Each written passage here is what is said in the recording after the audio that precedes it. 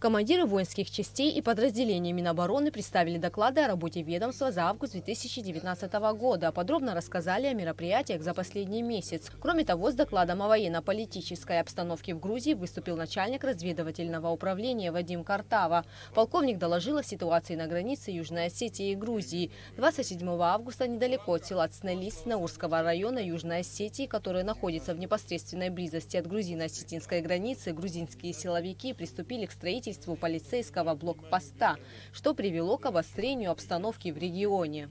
29 августа состоялась очередная встреча в формате механизмов по предотвращению и реагированию на инциденты, которая проходит ежемесячно в населенном пункте Эргнете. Однако она была сорвана после того, как представители Южной Осетии поставили условия грузинским властям на убрание незаконно построенный на границе блокпост. Однако грузинская сторона отказалась выполнять данные мероприятия. В результате встреча была сорвана, последующая встреча не определена.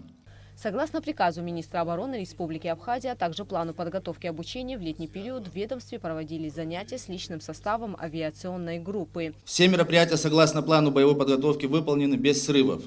Так, 12 августа была осуществлена тренировка по высадке тактического воздушного десанта на высокогорную площадку совместно с командой разведывательным центром из исходного района для десантирования моря Гудава в районе десантирования гора Лахта. Также были подведены итоги работы военного комиссариата республики. В период с 5 по 9 августа в военных комиссариатах проводилась мобилизационная неделя, в ходе которой проводились занятия с сотрудниками военных комиссариатов, а также изучался приписной состав в резервных подразделениях. С 6 по 9 августа военный комиссариат принимал участие в КШМУ с 5-й бригадой. Кроме того, в оборонном ведомстве был утвержден план работы на сентябрь, а также поставлены цели и задачи по проведению мероприятий ко Дню Победы в Отечественной войне народа Абхазии. Гугут Савардания, Алексея Гухава, Инала Гухава, Абхазское телевидение.